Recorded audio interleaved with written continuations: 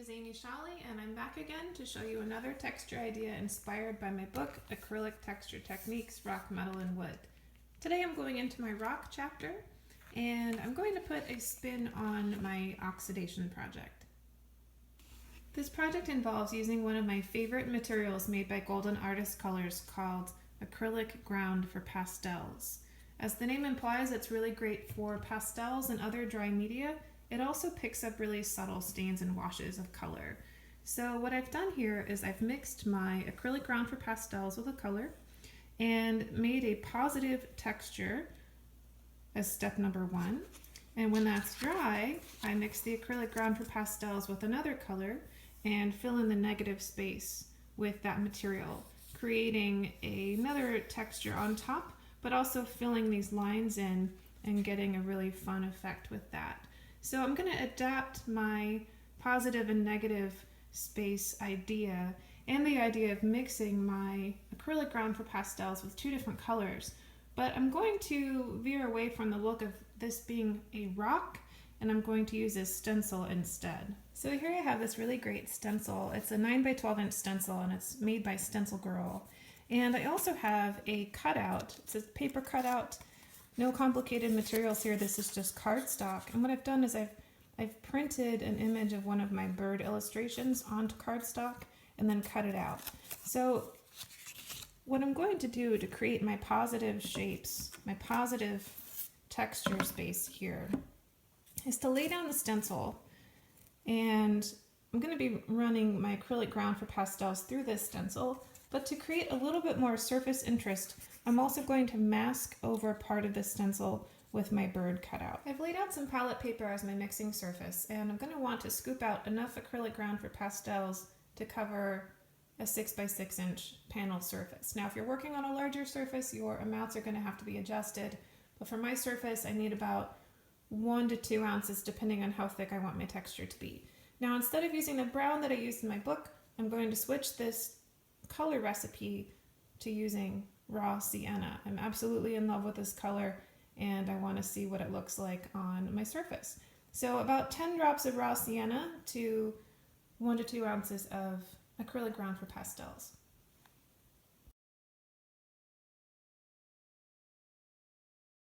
Now that my first recipe of color and acrylic ground for pastels is mixed, I'm going to put this off to the side and grab my elements for my stencil. I have a 6 by 6 inch canvas panel. You could certainly do this on a stretched canvas or a wood panel or paper or plexiglass or any surface that acrylic paint will adhere to. My first step on this is to take my bird cutout, and I have a little bit of artist tape. I'm going to roll up the tape on the back of the bird and lightly tape down the bird first so that it is under my stencil. Taping down my bird helps keep it lightly in place while I am dragging my acrylic ground for pastels through the stencil. Now, what's fun about this particular stencil is that it has a lot of different angles and directions. So I want to pick one that is going to complement my bird. I really love how there's this strong diagonal line coming up from the side. So I'm going to position the stencil so it is slightly off my panel, and then I'm going to tape down a side of the stencil. Taping the stencil down just helps also keep that in place while I am running my acrylic ground for pastels across the surface. So now I'm going to take my mixture, my color recipe, on a knife. It looks a lot like peanut butter or cake frosting, and I'm going to drag it one direction. I'm going to drag it towards me. When I start dragging the knife in multiple directions, it can risk pushing the mixture underneath the stencil and giving me an irregular texture. Now, if you like that, there's nothing wrong with that, but if you wanted to keep a very, very crisp edge on your stencil, then moving one direction definitely helps maintain that. Now that I've spread my recipe across the surface of my panel, it's time to remove my stencil elements. Let's start by lifting up this piece of tape on the big stencil. and lifting this up.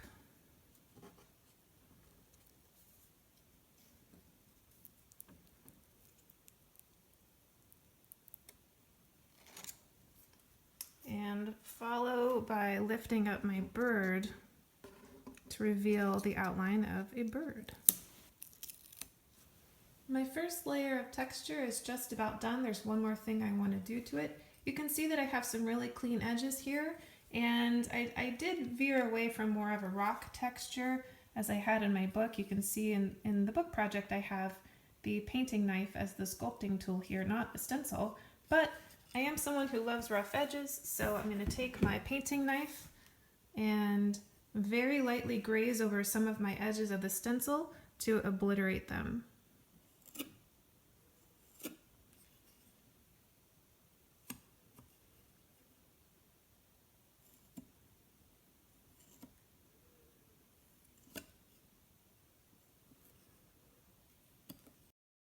For a closer look, you can see that I flattened down some of the stencil texture, but while doing so created some new surface texture in here as well. So I'm going to let this dry and come back when it's ready to add the second color.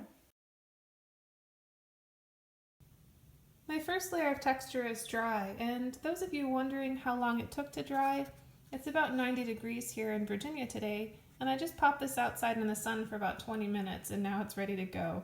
So those of you working under more humid conditions or colder conditions, you're going to expect a longer drying time. So always test for the drying capabilities of acrylic in your studio or wherever you're painting, just to anticipate how long that will take. It's time for my second layer of color and texture. And another thing that I'm going to change a little bit about this recipe is the color choice that I'm using. In my book, I just used titanium white to fill my texture lines. For today, I'm going to brighten this up a little bit and use a combination of titanium white and teal, which is one of my favorite colors. It also looks really gorgeous with the raw sienna. I've put some acrylic ground for pastels on my palette already, and I don't need as much this time as I used the first time because I'm not covering as much surface area. I am going to take my teal, put a couple drops, maybe, well, 3 to 5 drops into my acrylic ground. And for the amount of teal that I'm using, I'm going to double the amount of titanium white. So about 8 to 10 drops or so. That's going to lighten up my teal so that this blue is not as intense. My teal recipe is ready, so I'm going to put this off to the side, grab my panel that has my texture on it, and I'm also going to grab this tool called a catalyst tool. It's made by Princeton Brush Company.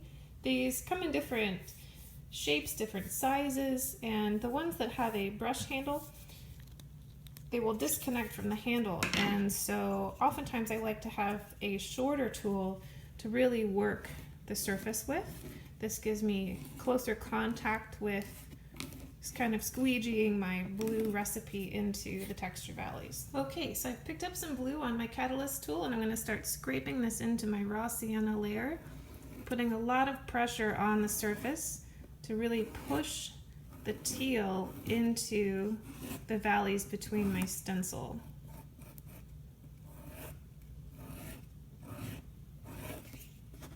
The harder I press, the more you'll be able to see the raw sienna surface coming through. The softer I press, I will start to eliminate some of the raw sienna there. So if you want to experiment with different levels of pressure, that's a good idea, but I would recommend that you fill all of these valleys with a heavy pressure before adding more texture with a light pressure. I can move over into my bird, grab some more of my recipe, freshen up my catalyst tool,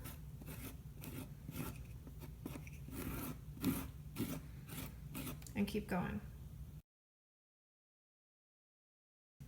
Once you get a good coverage going here, if you want to remove back to any of the raw sienna, I'd recommend getting a brush and dipping it in a little bit of water and rolling the brush in water so that it's evenly covered, and then go back pretty parallel to the surface and brush back just on the peaks of the texture to see if any of that raw sienna will come through before the acrylic ground for pastels starts to dry. What I also want to do now, since my bird takes up quite a bit of this surface, is to go in with my painting knife and very lightly drag my recipe, my teal recipe, into the areas where the bird is sitting. You'll see that that gives me a really fun texture in the area of the bird.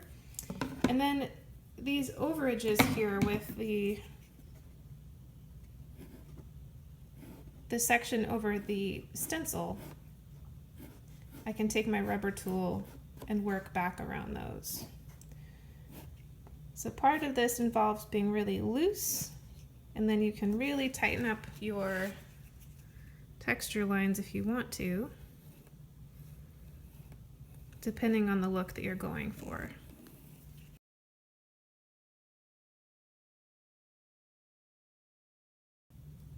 Now that my blue layer is done, you can see how it really makes these texture valleys pop, and it also complements the warm earthiness of the raw sienna.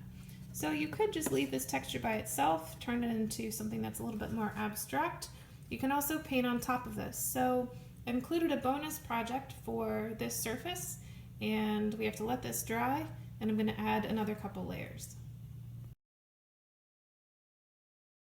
Depending on how your texture surface turns out, you may or may not want to add additional elements on top. Now, the acrylic ground for pastels that I've been using on this has this really lovely tooth to it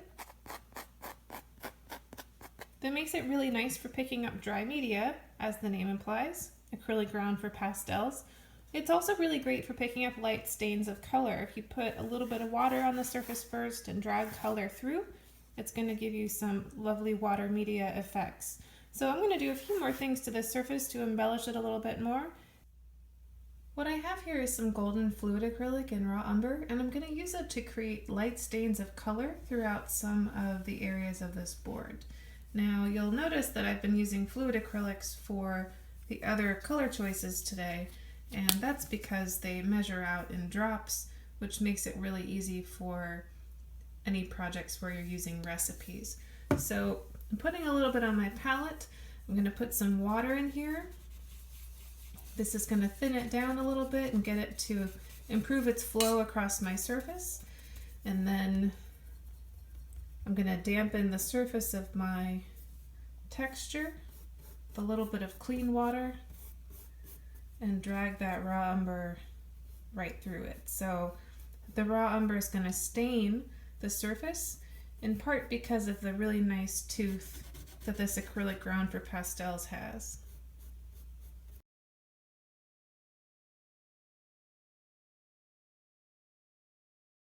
While my surface is still a little bit damp with water and color, I'm going to do some blotting to lift some areas of that raw umber and create a little bit more highlight in the area of my bird, and also in any areas that look like they might need lightened slightly.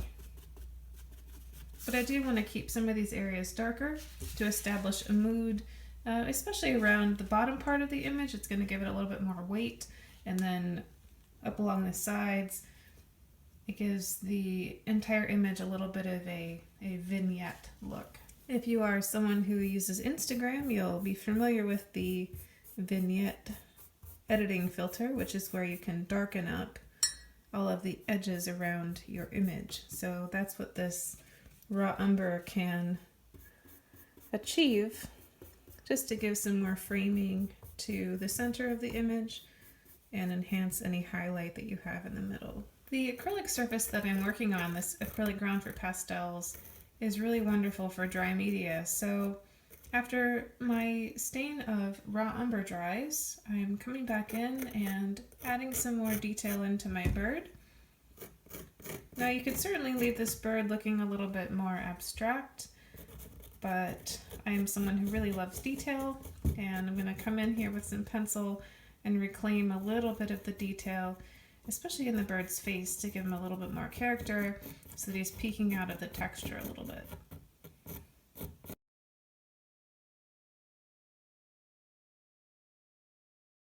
I still have some raw umber on my palette, so what I'm going to do is come in with a smaller brush, and these are also made by Princeton Brush Company. They're Catalyst brushes, polytip brushes, and they're really wonderful for acrylic painting. I'm just going to take some of that clean water and brush it on the areas of my bird that have darker color. I'm going to put just a little bit of water in my fluid acrylic and then drag it into the dampened surface below here.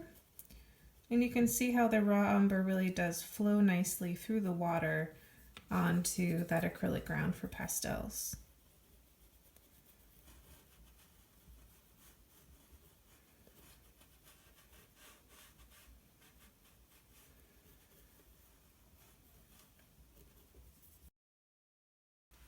After I get my raw umber in place, I'm going to come in with a little bit of fluid acrylic in titanium white and brighten up some areas around the chest of the bird and the beak and the eye. I brightened up my bird with a little bit of that titanium white, and I'm starting to see some areas that I want to add even more color to. So for good measure, I'm going to pull out some other pigments and also using fluid acrylics, get the surface developed a little further.